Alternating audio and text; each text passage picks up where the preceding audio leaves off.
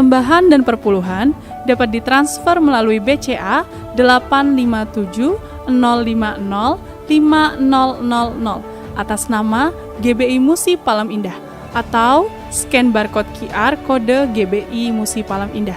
Tuhan Yesus memberkati.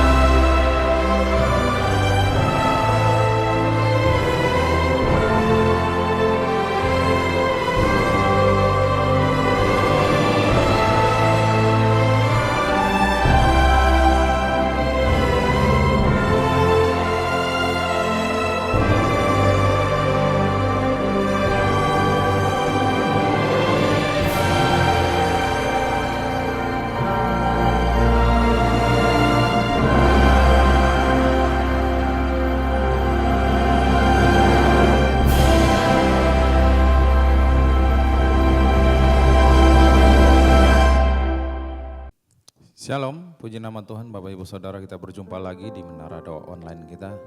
Mari Bapak Ibu Saudara, kita hampiri tatanya yang kudus. Kita membawa hati kita untuk menyembah Dia. Mari kita tundukkan kepala, kita mulai naikkan doa kita. Segala pujian syukur hanya bagi Engkau, Allah kami yang hidup. Bapa, di dalam nama Tuhan Yesus Kristus. Ini saatnya ya Bapa, kami kembali datang di hadapan-Mu. Kami mau berserah penuh hanya di dalam nama Yesus. Kami siap beribadah. Haleluya. Betapa dahsyat Engkau Tuhan, Pencipta segala yang ada, dulu sekarang sampai selamanya. Hanya Engkau Tuhan, tak terselami pikiranmu, dan tak terukur panjang setiamu. Dulu sekarang sampai selamanya, hanya Engkau Tuhan. Ku sembah Engkau Yesus, hanya Engkau Allah di hidupku. Tiada yang lain, hanya Kau, hanya Engkau Tuhan. Selamanya Kau tetap Allah, walau dunia semua bergoncang, tak tergoyahkan, Kau tetap Allah. Mari kita ulangi dari awal, nyanyikan bersama. Betapa dahsyat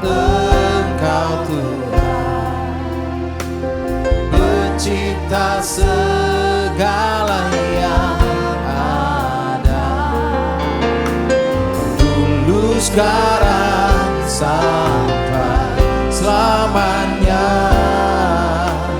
Hanya Engkau Tuhan, tak terselami pikiran dan tak terukur wajah setia dulu sekarang selamanya. Hanya Engkau Tuhan, ku sembah Engkau Yesus. Hanya Engkau Allah di hidupku, tiada yang lain, hanya Engkau Tuhan selamanya. Kau tetap Allah walau dunia semua berpecah, tak tergoyahkan, kau tetap Allah.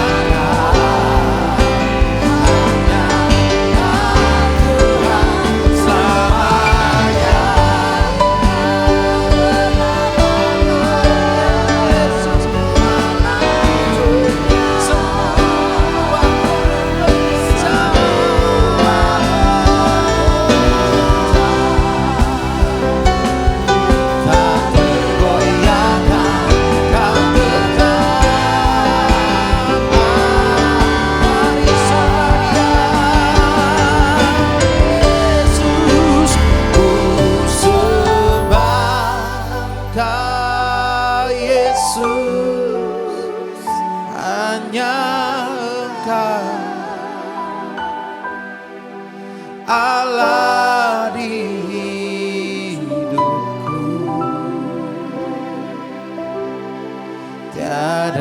yang lain, hanya Kau, hanya Engkau Tuhan selamanya.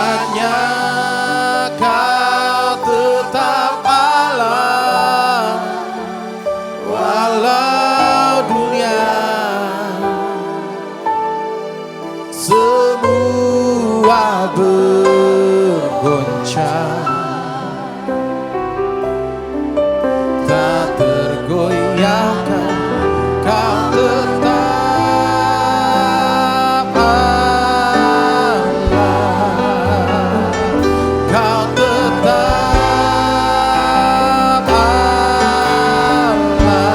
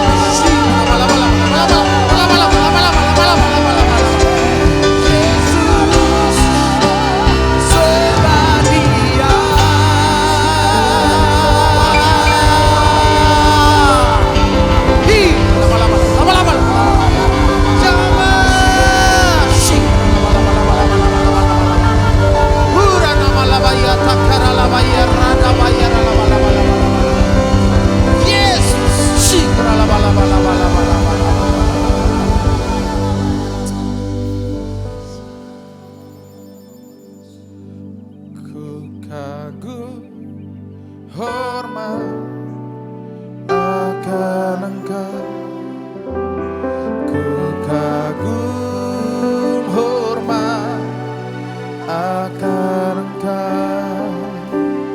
Kau Allah yang layak dipuji,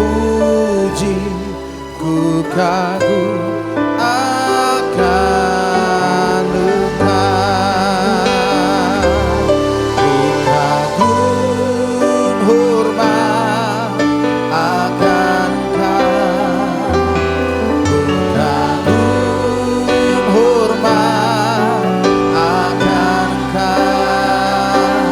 Kau Allah yang layak dipuji, ku kagum akan Engkau. Mari sama-sama dengan segenap hati dari awal nyanyikan. Kau sungguh indah tiada taranya, sungguh menakjubkan, sungguh ajaib untuk dimengerti, lebih dari semua yang ada. Hikmat-Mu tiada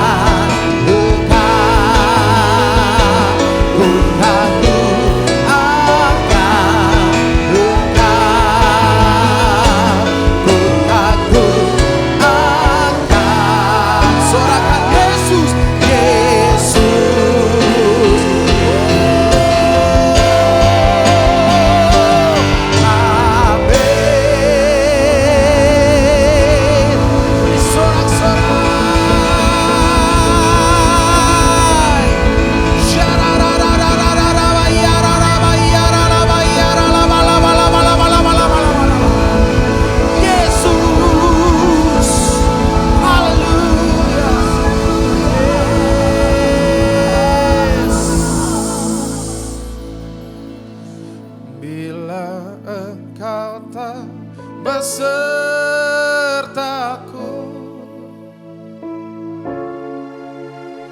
Ku tak mau berjalan, ku perlu Tuhan, pimpin langkahku dengan kasih karunia-Mu. Pimpin langkahku setiap hari, berjalan dalam Roh-Mu. Nyatakan Tuhan kemuliaan-Mu dan berjalanlah denganku. Bila Engkau besertaku, ku tak mau berjalan. Ku perlu Tuhan, pimpin langkahku dengan kasih karunia-Mu.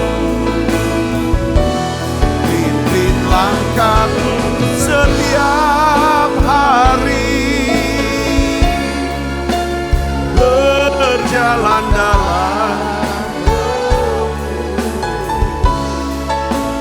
Nyatakan Tuhan kemuliaan-Mu dan berjalanlah denganku.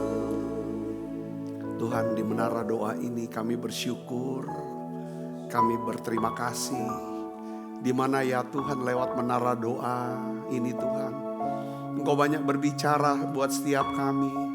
Engkau terus membentuk setiap kami. Engkau mengajar kepada kami. Bahkan Tuhan, lewat menara doa ini kami bisa kenal Tuhan lebih dalam lagi. Kami bisa mengerti rencana-Mu, kehendak-Mu. Bahkan Tuhan, Engkau Allah yang menjawab doa-doa kami. Bapakku berdoa untuk setiap anak-anak-Mu yang sedang ya Tuhan dalam masa-masa ya Tuhan pergumulan mereka.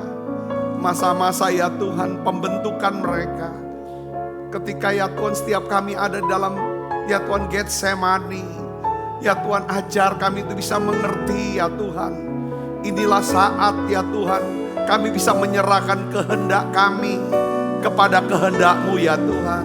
Aku berdoa ya Tuhan, setiap anak-anak-Mu yang sakit Tuhan sembuhkan. Anak-anak-Mu yang lemah Tuhan kuatkan. Bahkan anak-anak-Mu yang mengalami ya Tuhan masa-masa sulit ya Tuhan. Aku berdoa Engkau berikan jalan keluar buat mereka.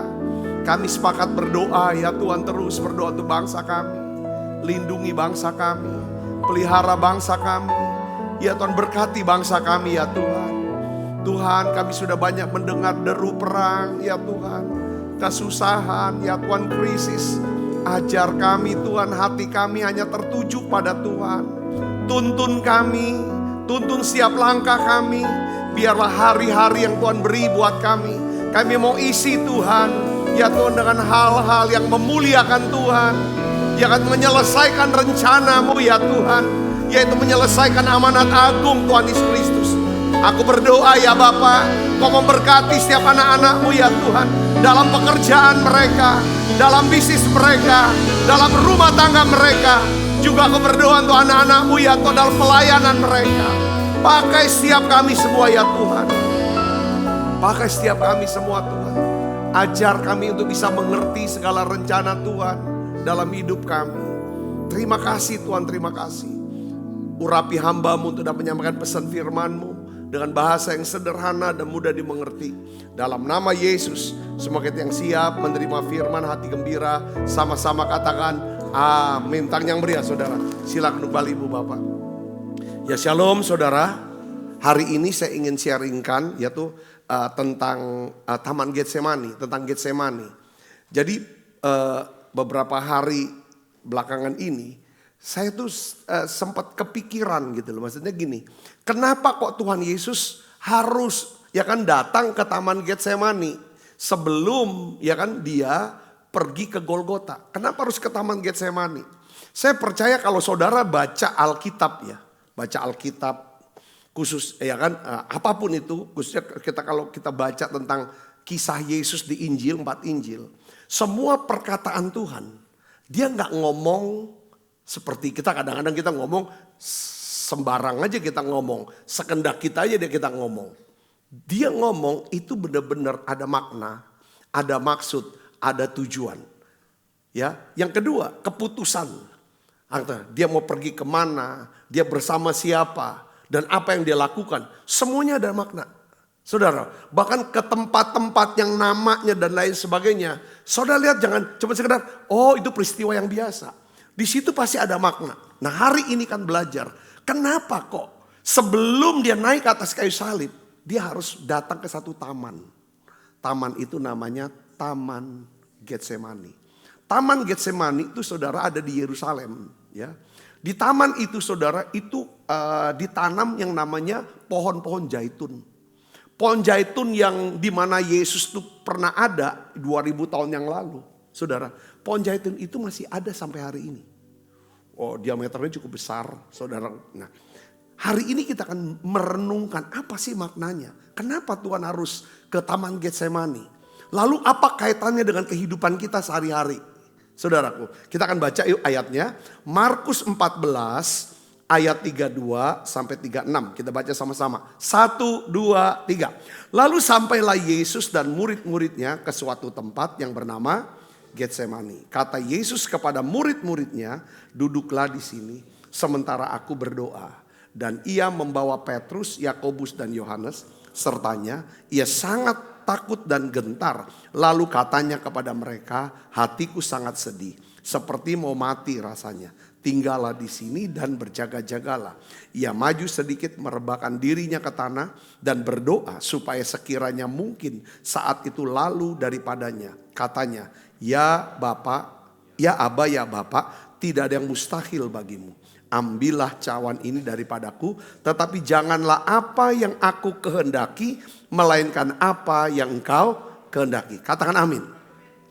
Ya, banyak orang menaruh perhatian atau memusatkan perhatiannya hanya pada Bukit Golgota, tempat Yesus disalibkan. Ya, memang benar di Bukit Golgota itulah penebusan diselesaikan di sana, saudaraku. Namun, ya saudara, tahukah kita semua bahwa sebelum paku menembus tangan Yesus, ya, tombak merombek daripada lambung Yesus. Yesus telah lebih dulu mati di mana? Di taman, di sebuah taman yang bernama Getsemani. Getsemani ini bukan cuma sekedar tempat transit, saudara. Tapi Getsemani ini adalah tempat apa? Medan pertempuran batin yang paling hebat dalam sejarah manusia. Dalam sejarah alam semesta. Ya saudara, kalau di Golgota, Yesus menang atas maut. Tapi di Getsemani, Yesus menang atas apa? Kehendaknya sendiri. Dia taklukkan kehendaknya. Dia ikutin kehendak Bapa. Saudara perhatikan di sini, coba kita renung. Ya, dalam setiap perjalanan hidup kita, peperangan kita itu cuma peperangan apa? Tentang kehendak. Ketika kita gagal menaklukkan kehendak kita dan kita serahkan kehendak kita kepada Tuhan, dengan kita berkata bahwa bukan kehendakku Tuhan, tetapi kehendakmu yang jadi. Kita akan hidup dalam kepahitan terus loh. Kita hidup dalam luka. Orang yang bisa sampai ke Getsemani dan berdoa seperti Yesus, itu orang-orang yang melatih diri, mendisiplinkan diri untuk menjadi orang yang apa? Yang lembut. Rendah hati. Kalau kita nggak belajar untuk lemah lembut dan rendah hati, sulit buat kita berkata, ya kan, biar kehendakmu yang jadi Tuhan, bukan kehendakku. Pertanyaan, kenapa kita menjadi orang yang mudah tersinggung, mudah marah, ya, sulit untuk menerima kenyataan, karena di sini kekerasan hati kita dan kesombongan. Saudaraku, kenapa Tuhan harus di Taman Getsemani? Saya mau kasih tahu saudaraku. Ya kan, dia harus ke Getsemani untuk bisa berkata, mau kasih tahu kita. Asal mula dosa itu adalah apa? Bukan kehendakmu Tuhan, tapi kehendakku yang jadi. Di mana? Di Taman Eden. Di Taman Eden Adam berkata, bukan kehendakmu Tuhan, tapi kehendakku yang jadi. Apa buktinya saudaraku? Tuhan bikin aturan sama Adam. Semua buah di taman ini boleh kamu makan. Semua pohon di taman ini buahnya kamu boleh makan. Tetapi satu pohon. Pohon apa? Pohon tentang pengetahuan yang baik dan jahat. Kamu jangan makan. Dan Tuhan sebenarnya saudara tersirat di dalamnya yang Tuhan inginkan adalah apa? Makanlah buah dari pohon kehidupan. Tersirat sananya. Ada pohon kehidupan tapi emang dari disebut. Tapi ini yang dilarang ini. Saudaraku, itu kehendak Tuhan. Kehendak Tuhan apa? Jangan makan. Kalau bahasa anak-anak muda sekarang di Taman Eden, Adam bilang apelo. Aku makan. Karena kenapa dia harus makan? Karena bujukan daripada iblis lewat istrinya. Kalau aku makan, aku sama seperti Allah. Ketika kita nggak tahu diri, saudara, kita akan jatuh. Kita harus tahu diri kita, identitas, kita tahu batas diri kita, posisi kita. Itu kejadian Taman Eden itu, saudara. Berapa banyak kita juga ngalami itu. Saudara, ketika kita paksakan diri kita akan jadi orang yang pahit, yang selalu kecewa, dan kita akan lawan, berontak. Contoh lagi saudaraku. Yudas Iskariot. Dia menjual Yesus, dia mengkhianati Yesus. Akar penyebabnya apa? Kehendakku yang jadi, bukan kehendakmu. Yudas itu bukan ikut Yesus. Dia sedang mau coba untuk tunggangi Yesus. Dia mau kendalikan. Ketika Yesus tidak bisa dikendalikan, dia tusuk dari belakang. Saudara bisa ngerti sini. Ini jadi kenapa Yesus harus masuk taman Getsemani? Tuhan mau menebus. Jadi yang pertama adalah apa? Getsemani adalah tempat apa? Pemerasan atau penaklukan kehendak sebenarnya. Ya, kita baca ayatnya, saudara, saya ulangi, kita baca yuk sama-sama yuk. Markus 14 ayat 32, ya. Tujuan Yesus ke Getsemani itu apa? Untuk berdoa. Apa doanya? Kita baca sama-sama. Kita baca yuk. 1, 2, 3. Lalu sampailah Yesus dan murid-muridnya ke suatu tempat yang bernama Getsemani.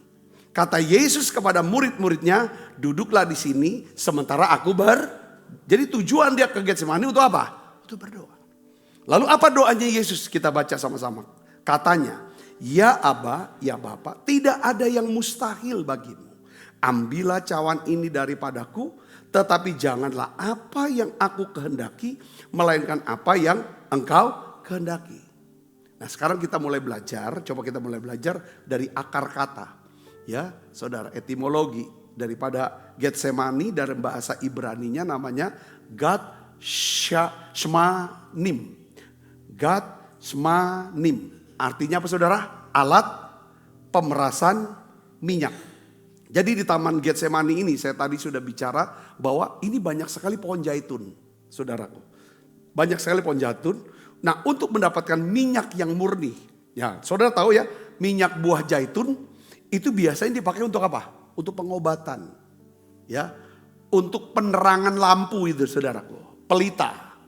Tapi minyak zaitun juga dipakai sebagai salah satu minyak untuk pengurapan, untuk mengurapi. Saudara, raja-raja diurapi atau benda-benda daripada di bait Allah itu dari minyak zaitun.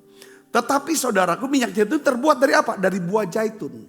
Jadi buah zaitun itu harus dihancurkan, ditekan. Ya kan, di bawah batu penggiling yang berat. Kalau buah zaitun ya kan tidak dihancurkan, tidak ditekan saudara, maka dia tidak akan pernah bisa menghasilkan minyak yang bisa menyembuhkan dan menerangi saudara. Oleh karena itu buah zaitun itu harus dihancurkan. Jadi di Taman Getsemani ya, itu ada satu perumpamaan bahwa Yesus Kristus adalah apa saudara? Buah zaitun sorgawi. Ya, di Taman Getsemani itu dia izinkan saudara yang di dalam diri dia itu seperti apa? Diremukan. Saya ulangi lagi saudaraku, ya kan?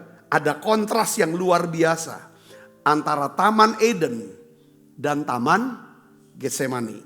Di Taman Eden, Adam yang pertama berkata kepada Allah apa? Bukan kehendakmu, melainkan kehendakku yang jadi. Hasilnya apa saudara? Dosa dan kutuk. Saya tuh ingin saudaraku ya, coba saudara pikir gini. Saudara yang keluarga punya anak, saya melihat orang-orang tua yang mengajar ya anak-anaknya untuk bisa menaklukkan bukan apa yang dia mau. Tapi bukan apa yang dia mau, tapi apa yang harus. Kan kadang-kadang kan anak-anak kecil dia selalu mau inginkan, dia ingin apa yang dia mau lakukan, dia mau apa segala macam.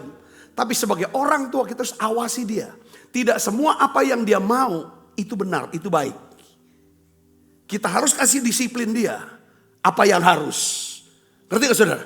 Kalau kita nggak pernah dari kecil didisiplinkan semua keinginan kita, mau itu benar mau salah, mau itu baik maupun itu jahat, dibolehin sama orang tua, maka kita akan mengalami kesulitan lewatin hidup. Pasti jadi orang yang lemah, jadi orang mudah tersinggung, mudah marah, nggak bisa apa, karena semua orang harus ikut dia. Akhirnya apa? Itu kita mendidik anak kita itu menjadi Tuhan atas dirinya sendiri. Dan ini yang membuatnya terbuang. Adam terbuang karena dia paksa dia. Bukan kehendakmu Tuhan, tapi kehendakku. Tapi kita belajar di Taman Getsemani. Saudara, Yesus harus datang. Dia disebut sebagai Adam yang terakhir.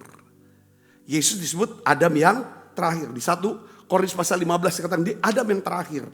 Dia berkata kepada Bapa apa? Bukan kehendakku, melainkan kehendakmu yang terjadi.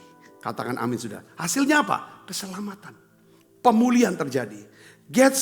Charles Spurgeon katakan begini saudara. Getsemani ada tempat di mana Yesus meminum cawan murka Allah sampai tetes terakhir. Supaya kita bisa minum cawan berkat Allah untuk selama-lamanya. Itu kata-kata itu yang sangat terkenal dari Charles Spurgeon. Jadi yang pertama adalah apa saudara? Kenapa Yesus harus pergi ke Taman Getsemani? Untuk satu penebusan. Ya kan, kalau Adam yang pertama di Taman Eden, dia paksakan kehendak dia. Hasilnya dosa. Tapi kalau Getsemani kita mau bilang, bukan, ini namanya penyerahan diri. Yang kedua apa saudaraku? Yang kedua adalah, saudara tentang peluh. Peluh darah yang menghapus apa? Kutuk. Kalau kita baca dalam Lukas pasal 22 ayat 44. Di situ dikatakan peluh Yesus menjadi seperti titik-titik darah yang bertetesan, yang jatuh ke tanah. Ya ini Lukas ini seorang dokter. Jadi kalau dia nulis saudara Injil ini begitu detail secara medisnya. Secara medis itu dikenal dengan kata ini saudara. Hematidrosis. Hematidrosis. Maksudnya apa? Kondisi langka di mana pembuluh darah itu pecah. Karena tekanan mental yang luar biasa. Pertanyaannya begini saudara. Mengapa Yesus harus mengeluarkan peluh darahnya sampai jatuh ke tanah? Nah itu pertanyaan di situ. Kita baca dalam Kejadian 3 ayat 19. Ya saudara, kita kembali ke Taman Eden. Kita lihat Taman Eden sebelum ya Yesus peluhnya itu jatuh di Taman Getsemani. Kita baca Kejadian 3 ayat 19. 1, 2, 3. Dengan berpeluh engkau akan mencari makananmu sampai engkau kembali lagi menjadi tanah. Dari situlah engkau diambil sebab engkau debu dan engkau akan kembali menjadi debu. Saudara, karena dosa Adam, tanah jadi terkutuk. Manusia harus bersusah payah dengan peluh di dahinya. Saudara, kata ayat Kejadian 3 ayat 19 ini saudara. Ini saya gak pernah lupa. Kenapa yang membuat saya selalu ingat ini saudara? Saya baca buku yang salah satu tulisan daripada Tommy Tenney. Yang pemburu Tuhan. Kalau saudara pernah tahu itu buku itu. Saudaraku. Dia jelaskan tentang dengan berpeluh. engkau akan mencari makananmu. Jadi maksudnya gini, jangan sampai mau ditipu iblis.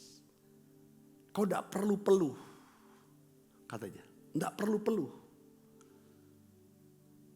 Dia bilang, ya kan, kalau kamu mau melihat pertumbuhan, kalau mau melihat karya Tuhan bekerja dalam hidupmu, bagian kamu harus berpeluh, ini peluh.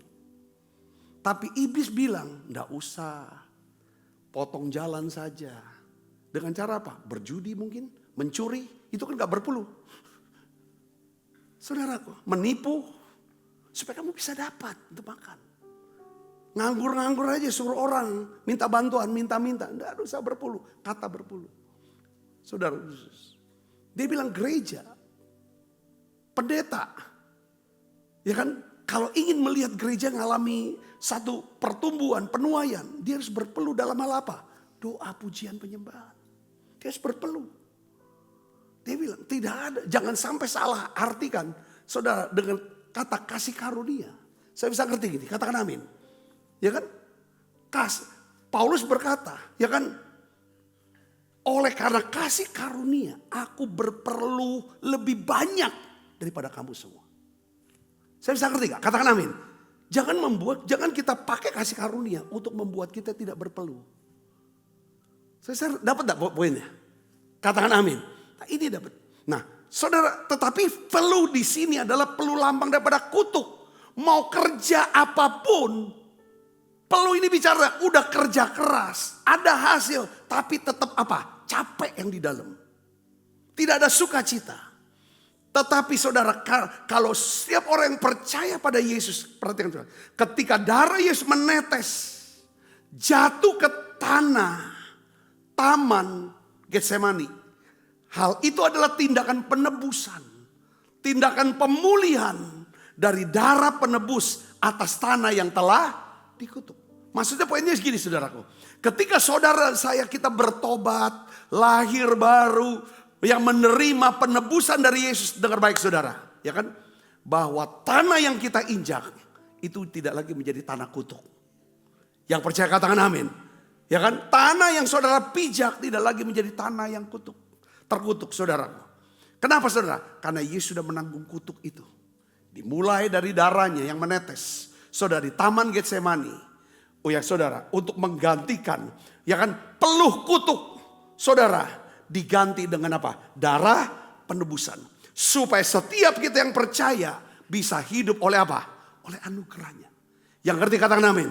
Dan anugerah inilah, karena saudara dan saya hidup dalam anugerah inilah yang membuat saudara rela berpeluh sampai gak bisa keluar lagi keringatnya. Ada satu kata yang mendetak di hati saya. Saya lupa bahasa tepatnya begini saudara, dia bilang. Ini kalau masa kata-kata daripada Charles Spurgeon. Dalam bahasa Inggris ya. Dia bilang gini. Seandainya orang-orang yang merasa dirinya berjasa bisa masuk surga. Bisa masuk surga karena jasa dan perbuatannya dia. Ya kan? Maka surga pasti akan dipenuhi dengan orang-orang sombong. Dan itu berubah, bukan lagi jadi surga. Karena surga ada tempat di mana orang-orang yang ngerti semua karena anugerah. Semua karena kasih karunia. Katakan amin. Kalau aku bisa ada hari ini. Aku bisa ada di titik ini. Aku bisa punya ini, punya itu. Aku bisa ini dan itu. Itu sebenarnya anugerah. Kalau aku bisa berpeluh, aku bisa kerja dengan banyak segala macam. Aku tidak bisa tuntut mana jatah aku. Mana posisi aku. Mana bagian aku. Karena aku bisa lakukan itu semua karena anugerah. Jadi taman Getsemani itu menebus peluh itu. Peluh Taman Eden adalah peluh yang menuntut upah. Tuntutan upah mana. Aku sudah kerja ini, mana upahnya. Tetapi peluh Taman Getsemani bicara tentang, ya kan, semua karena anugerah. Aku sudah menerima keselamatan itu. Aku sudah dapatkan upah itu terlebih dahulu. Jadi hidupnya ikhlas. Coba saudara pikir ini. Ini perlu didoa ini. Katakan amin. Ada nggak saudara dan saya, kita semua harus belajar. Ketika kita lakukan sesuatu, berbuat baik sama orang, berkata baik, menolong dan lain sebagainya, melayani. Ada nggak rasa dari setiap mereka yang menerima itu, yang mendengar itu? Tulus ini, ikhlas ini orang ini. Itu hasil dari mana? Taman Getsemani. Kalau kita kondisikan orang-orang sekitar kita, bahkan gereja tempat kita melayani. Aku sudah buat ini dan itu. Kalau bukan karena aku yang ini loh, yang memulai, aku yang merintis loh, aku yang membesarkan loh, aku sudah buat ini. Mana jabatan aku, mana? Itu masih Taman Eden itu. Kenapa Tuhan harus datang ke Taman Getsemani? Untuk bongkar pola pikir ini. Saudara ngerti, katakan amin. Kita bisa nyanyi sebanyak-banyaknya lagu. Terlalu banyak yang Tuhan beri. Tapi kalau ini gak dibongkar, pasti kita akan marah dengan orang-orang yang tidak kasih upah sama kita. Banyak orang marah. Ibu-ibu marah sama suaminya. Orang tua marah. Orang-orang tua marah sama anak-anaknya. Aku sudah besarkan kamu. Kamu sudah sekolahin. Sekarang setelah kamu sudah jadi ini. Mana? Itu kan peluh Taman Eden itu. Nanti kalau anaknya ngomong lebih sakit lagi. Aku gak minta dilahirkan sama mama. Aku gak minta. Loh mama yang berjuang kok sampai bayi tabung aku. Sekarang, saya ngerti. Ini pola pikir Taman Eden.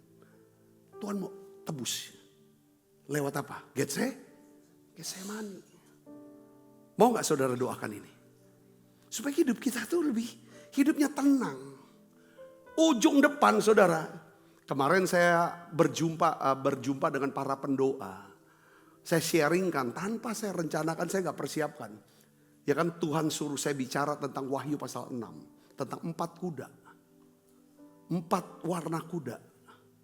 Kuda putih, kuda merah, kuda hitam, kuda pucat. Hijau kuning. Apa itu artinya? Apa itu maknanya? Saudara, ini cuma bicara tentang masa sulit ke depan.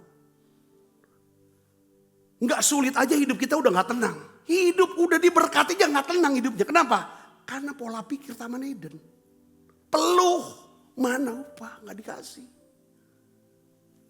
Apalagi nanti masa ini sudah.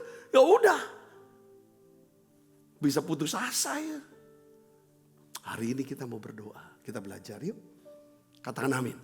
Pola pikir di Taman Getsemani ini perlu ada. Dia harus curahkan.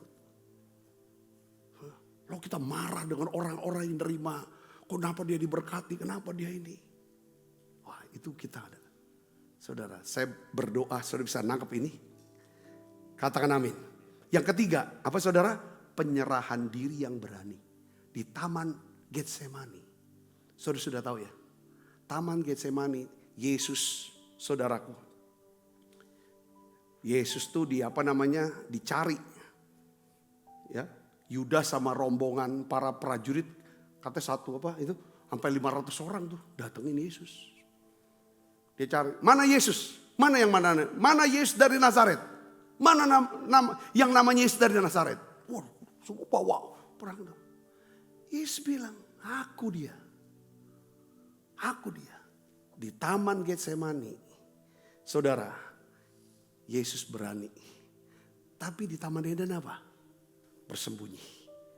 Betul gak? Ketika Tuhan cari Adam. Ya Tuhan tanya. Ya kan?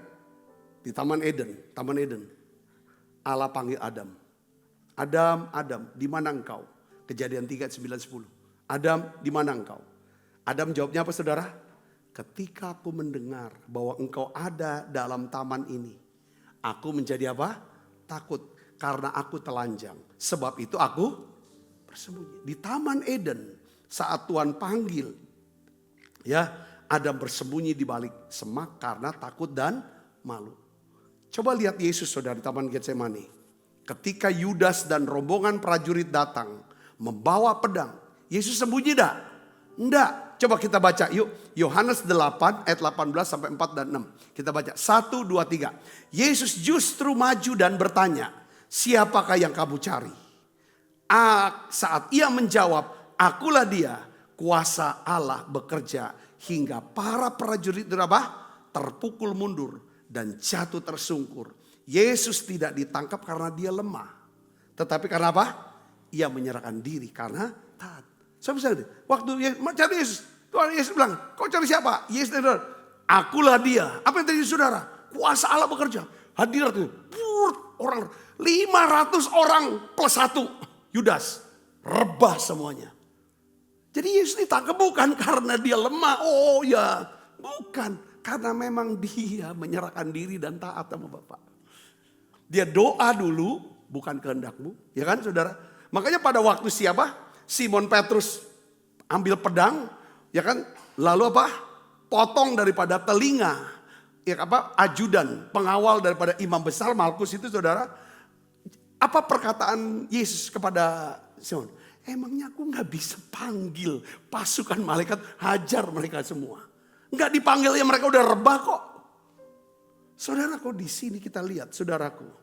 Yesus sebenarnya takut tapi tidak. Secara manusia dia takut. Saudaraku ya kan.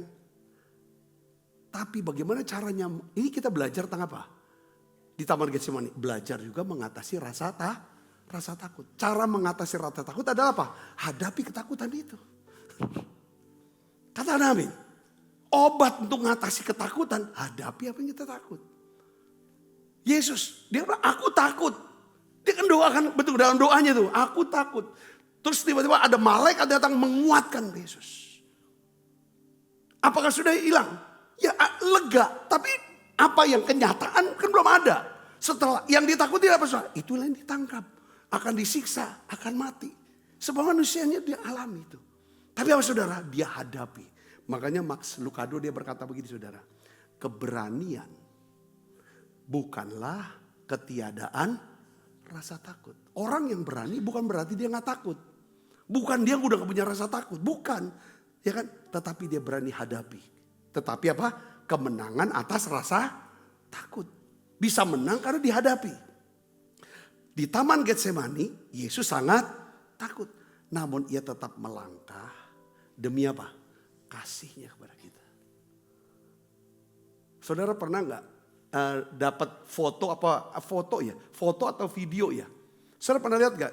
Karena zaman dulu tuh gini, ketika terjadi kebakaran di peternakan ayam segala macam itu ayamnya diumbar ya. Itu biasanya tuh ada satu induk ayam yang mati. Pas induk ayam itu mati, itu dibuka. Lalu ada apa? Anak-anaknya hidup. Saudaraku, saya mau nanya sama saudaraku. Apakah si induk ayam ini tidak takut lihat api yang akan membunuh dia? Ya takutlah. Tapi karena kasihnya sama anak-anaknya. Kasih itu lenyapin ketakutan dia. Dia mati enggak? Dia mati. Tapi demi apa? Anak-anak supaya bisa hidup. Yesus takut dah, dia takut. Tapi karena dia mengasihi saudara, mengasihi saya, dia mati aja. Itulah istilah kasih yang sempurna melenyapkan apa? Kalau kasih yang tidak sempurna, kasih manusia kita, itu gak bisa melenyapin ketakutan, kabur kita. Kasih manusia itu kasih egois. Kasih yang sempurna, kasih Kristus. Itu yang membuat kita disalahpahami kah? Dia apa? Nggak ada alasan. Apalagi karena salah kita. Lalu kita bilang disalahpahami. Ya itu kan penipuan. Nggak mungkin ada kayak gitu. Saya bisa nangkap gak sih? Poinnya katakan amin. Keberanian Yesus bukan karena dia tidak takut. Dia bisa bertindak berani karena dia mengasihi itu. Seperti anak ayam. Seperti induk ayam. Makanya saya lihat ya, sebelum Yesus naik ke salib kan dia lihat kota Yerusalem kan. Dia nangisi kota Yerusalem. Yerusalem engkau tidak tahu waktu dan masa. Seperti seperti anak ayam yang kehilangan apa? Induknya. Kamu tuh gak ngerti. Pengeraman. Jadi apa artinya saudara? Getsemani buat kita hari ini. Ya, setiap kita pasti akan melewati masa-masa. Kita pasti harus berada di Getsemani. Kalau saudara jadi orang percaya yang mau sungguh-sungguh. Ya. Saudara mau gak dipaksa Tuhan masuk taman Getsemani? Apa mau tetap di taman Eden baik? Kehendakku harus jadi Yudas. Saudara paksakan diri. Tapi enggak, kita mau masuk ke taman Getsemani. Ini masa prapaskah ini kita belajar. Getsemani adalah tempat di mana doa-doa terasa tidak dijawab Tuhan. Saya jadi ingat Getsemani bicara gini. Yang kamu minta tuh ular, aku mau kasih ikan. Yang kau minta ini batu, aku sudah siapkan roti. Saudaraku, di Getsemani Yesus minta cawan itu lalu. Tapi Bapa berkata tidak. Namun ingat, tidaknya Allah Bapa adalah ya bagi rencana keselamatan yang lebih besar. Katakan amin. Ini penting untuk kita. Yang kedua apa saudara? Getsemani adalah tempat apa? Kesunyian. Murid-muridnya tertidur. Saya mau bilang senyu gini, orang terdekat sekalipun, kalau saudara ada di Getsemani, tidak akan bisa mengerti keadaan saudara. Tidak akan bisa ngerti beban hidupmu. Nah justru di keheningan itu, kesunyian itulah, hubungan saudara dengan Bapa itu semakin erat, semakin dekat, semakin ngerti. Katakan amin. Ya ini Tuhan izinkan ini, saudaraku.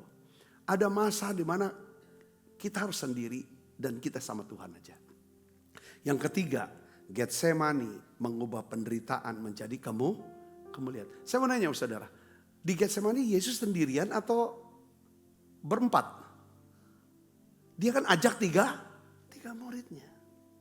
Tapi pada waktu dia dalam keadaan puncak beban berat saudaraku, dia lihat siapa? Waktu dia doa, dia berpikir yang 3 sahabat ini, 3 muridnya ya, ikut dukung dalam doa. Rupanya tidur dia. Tidur semuanya itu. Wah Tuhan bilang, disitulah. Mungkin saudara punya teman yang begitu dekat 3 orang ini. Tapi kalau saudara sudah ada di Getsemani, jangan salahkan mereka kalau mereka tidak peduli. Tidak bisa bantu, jangan marah. Katakan amin. Ya udah, siap kok semua kok jadi malah. Ya ada masa di mana semua tangan telunjuk nunjukin kita. Ya sudah jangan. Itulah belajar. Karena itulah tempat jika kita hancur. Hati kita hancur. Kita mengalami kehancuran. Peremukan. Karena melakukan kehendak Allah ya. Bukan karena kita buat jahat loh saudara. Kadang-kadang nih banyak orang hamba Tuhan ya. Kita ini hamba Tuhan ya kan. Orang Kristen. Kita ini buat salah. Lalu kita aku lagi sedang diremukan. Enggak, bertobat aja itu sih. Bertobat dan kita berubah. Itu poinnya ke sana. Tapi ketika saudara lakukan apa yang benar. Lalu saudara mengalami yang namanya keremukan. Ingat, ini keluar saudaraku. Minyak buah zaitun, minyak urapan. Katakan amin. Ini untuk apa sih tujuannya? Saya dapetin satu ilustrasi bagus sekali ya.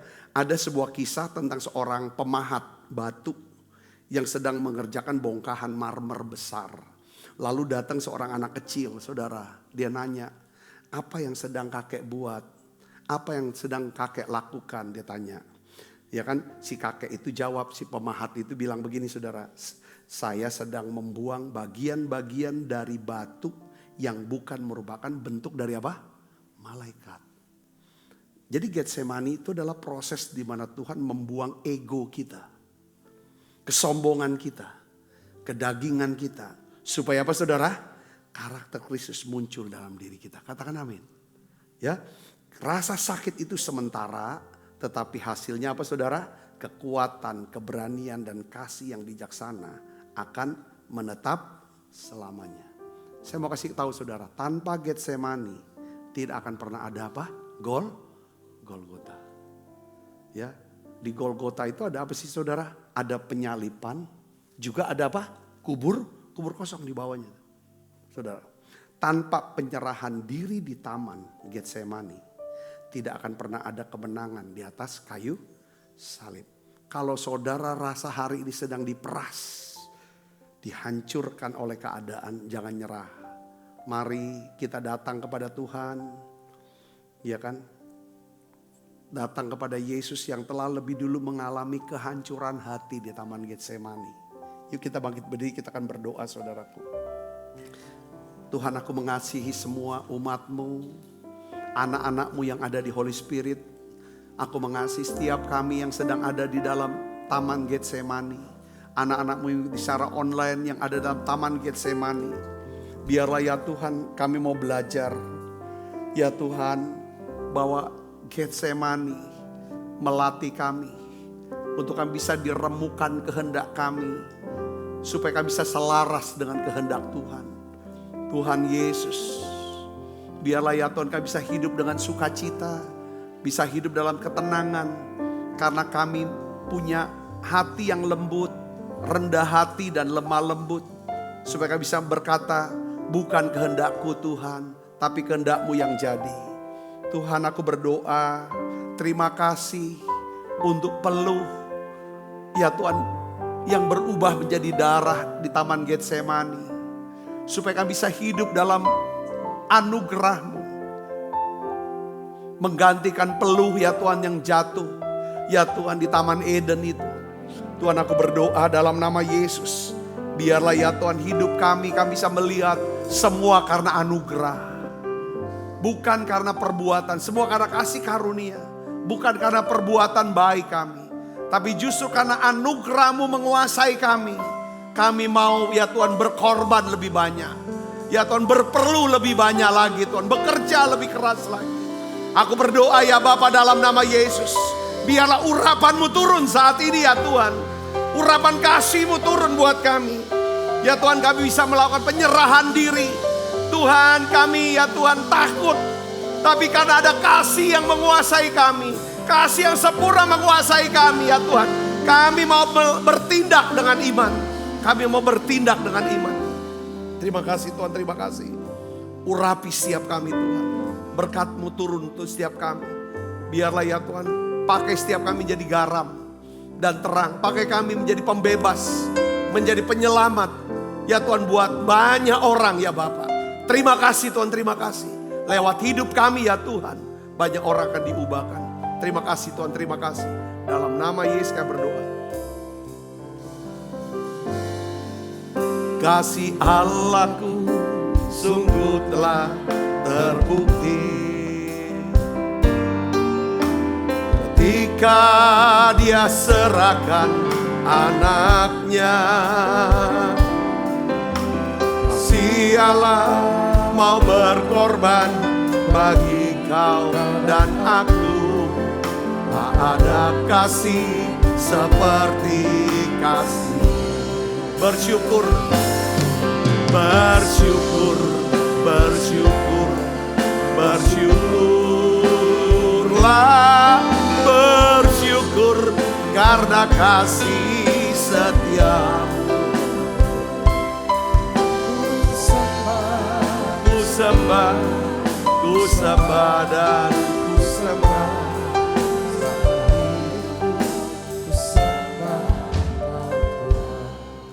Sebab apa yang telah kuteruskan kepadamu telah kuterima dari Tuhan, yaitu bahwa Tuhan Yesus pada malam waktu Ia diserahkan mengambil roti. Dan sudah itu mengucap syukur atasnya, Ia memecah-mecahkannya dan berkata, inilah tubuhku yang diserahkan bagi kamu. Perbuatlah ini menjadi peringatan anak-anakku. Saudaraku, bukankah roti tangan kita ada persoalan kita dengan tubuh Kristus? Mari kita makan dalam.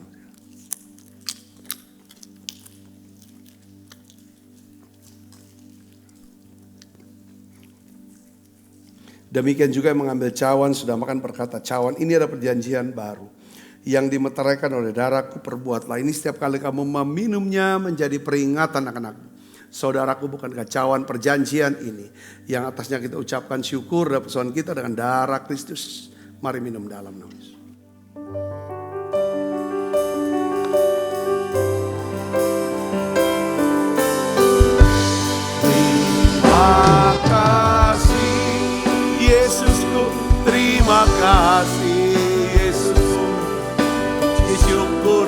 hanya bagi Tuhanku. Terima kasih Yesusku, terima kasih Yesusku.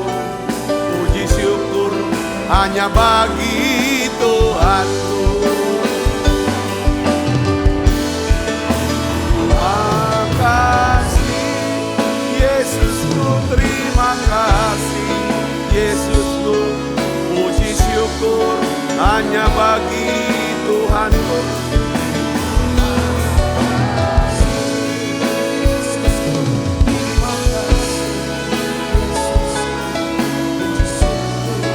Hanya bagi Tuhanku.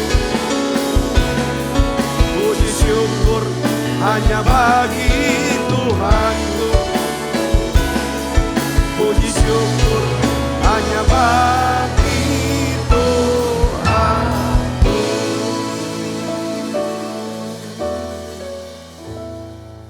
Mari buka kedua tangan. Kekasih Kristus, terimalah berkat yang berlimpah-limpah daripada Allah Bapa dalam anaknya yang tunggal Tuhan kita Yesus Kristus. Persekutuan yang manis Roh Kudus menyertai kita semua mulai saat ini sampai datang menyertai permai dan sampai selama-lamanya. Berkati tangan-tangan yang menabur ya Tuhan, persembahan untuk pekerjaan Tuhan menara doa ini. Berkati tangan-tangan ini. Dalam nama Yesus kita berdoa. Haleluya. Amin. Amin.